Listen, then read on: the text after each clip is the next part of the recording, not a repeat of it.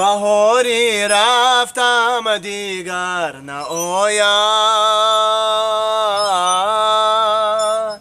نگاری رفتم دیگر نآید دریغ از تیرهای خاک خوردم شکاری رفتم دیگر نآید بهارم میشکوفد در نگاهت و در نگاهت سادی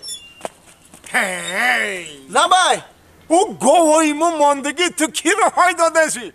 ها بچی به ادبی به سواته این خودش عقل داره زبان داره مقصود مرادشو گفته میتونه او گوهی بیچاره چی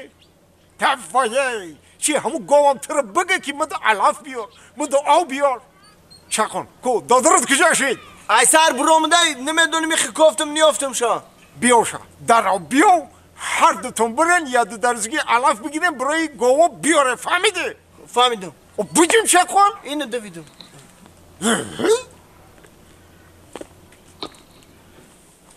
بایو بایو بایو بایو بای گوه کی مرا خوب برا علت میگم گو جانم هی علت میگم گو جانم علیه گو جانم دو ساعت چلی ما تر کفته استم و چو میکنی مرا؟ اخی اوتام گفته که برین گوه دا عیادی را علاف بیارین اخی گوه بیدار کردی چی؟ اینه بیدارش کردی این مونش همیر خوب برا؟ برای چی خوب ببرم؟ این خوش برا جواش که شایده هش میگیریم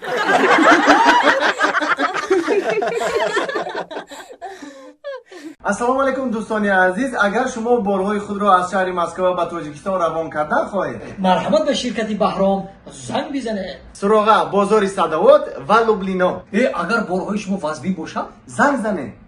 از تمام شهرهای مسکو و پدماسکوفسکی اوبلاست آنها خودشان رفته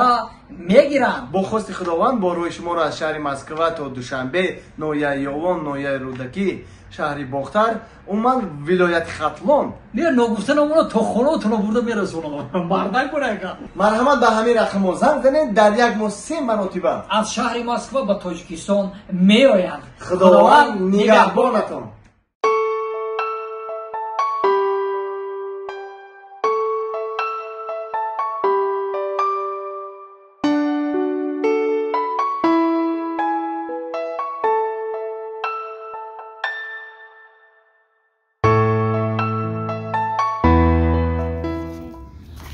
میگم سعدی اونم جا آشخانه بود